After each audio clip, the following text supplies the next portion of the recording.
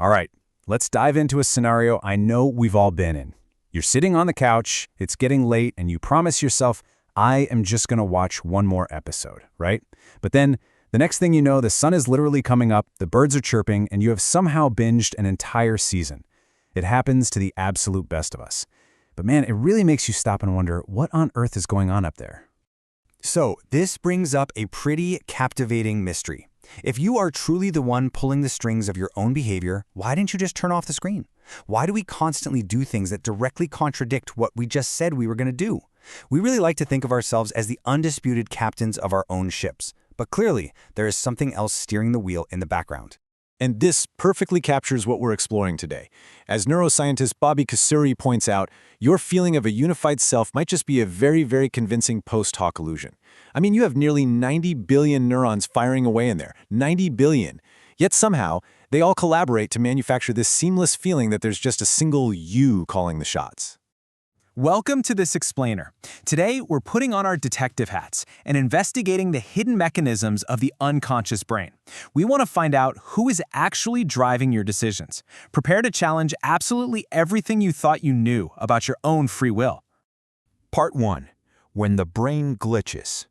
So, to figure out who's really in charge, we first need to look at what happens when the brain falls out of sync. Think about sleepwalking.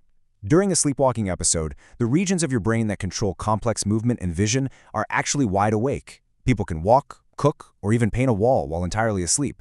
But your prefrontal cortex, that's the region responsible for deliberate choices and your actual sense of identity, that part remains completely shut down.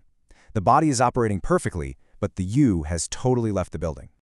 We see another wild glitch during general anesthesia. Anesthesia doesn't just make you super sleepy. It actually severs the communication between different brain regions. It does this by knocking out major communication hubs like the thalamus, effectively stopping the flow of information across the brain.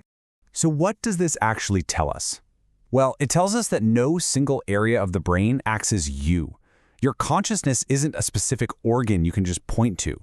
It relies entirely on this super fragile network of communication. When you look at brain waves under anesthesia, what is normally a dynamic, exciting conversation across the brain is flattened into this dull, unintelligible hum. Basically, no communication means no consciousness. Part 2. Two minds, one skull. All right, let's look at another piece of the puzzle.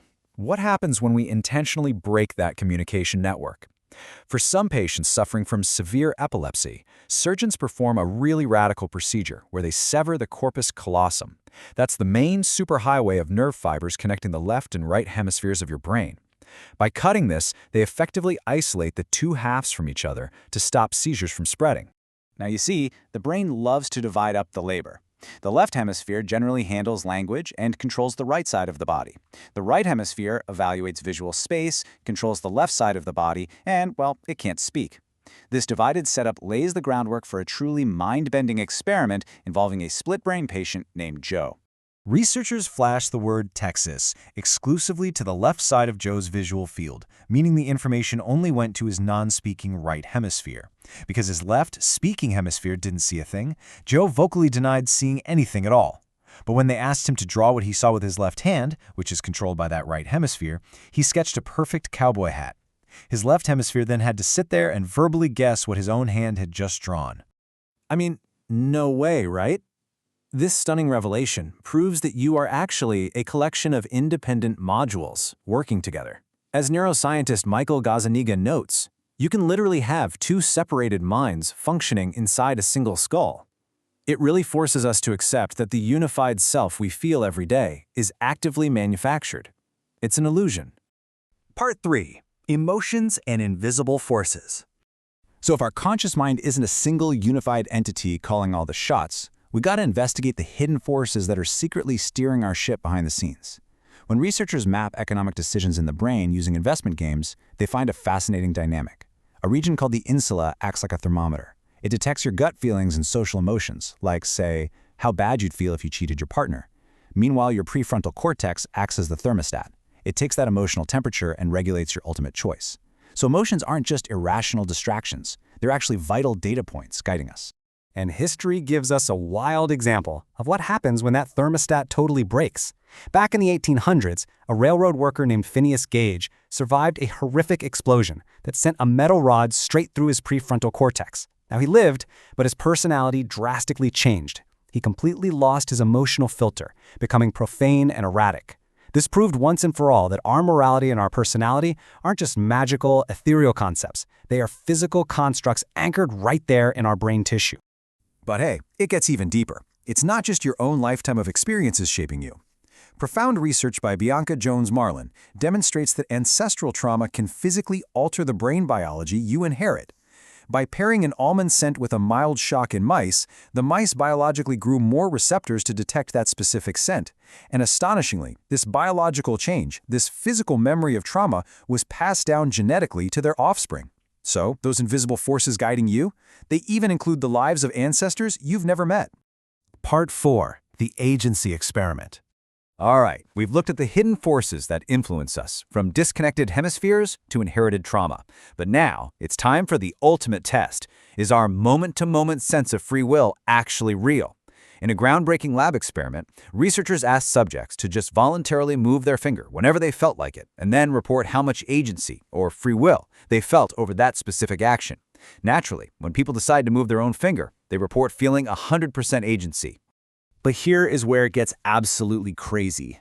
By measuring electrical signals, researchers discovered that the motor cortex of the brain actually initiated the movement 50 milliseconds before the physical action occurred. And get this, that's before the person consciously realized they'd made the choice. The brain decides first, and the conscious mind catches up later. To push this even further, scientists brought in a targeted magnetic field, a TMS device, to force a subject's finger to move at the exact millisecond they had independently decided to move it. Even though the subject wanted to move the finger anyway, the external intervention completely confused their brain. One study participant, Tomas, said he suddenly felt no agency at all, fully believing the computer had made the choice for him. This is a tough pill to swallow, honestly. The agency illusion shows us that the brain acts first, then it observes what your body just did, and retrospectively writes a neat little story claiming, "Yep, I totally meant to do that." Your sense of free will is largely manufactured after the fact just to help you make sense of the world. Part 5. The Power of Letting Go. Now, realizing you aren't totally in control. Yeah, it sounds a little terrifying at first. But what if I told you that embracing this actually holds the secret to unlocking boundless human creativity? To figure this out, scientists put freestyle rappers inside an MRI machine. When the rappers perform memorized lyrics, their prefrontal cortex, that strict, self-monitoring thermostat we talked about, was highly active. But during peak spontaneous improvisation, that same area of the brain actually deactivated. They literally had to turn off their conscious control to let their genius flow. If actively letting go prevents us from choking under pressure and sparks our absolute peak creativity, maybe it's time we stop agonizing over this illusion of total control. You are a vast, complex network of brilliant unconscious systems working beautifully beneath the surface. So what incredible things might you achieve if you stopped trying to aggressively script every moment of your life and finally trusted the multifaceted mind you actually have? Definitely something to think about the next time you try to convince yourself you're only going to watch one more episode.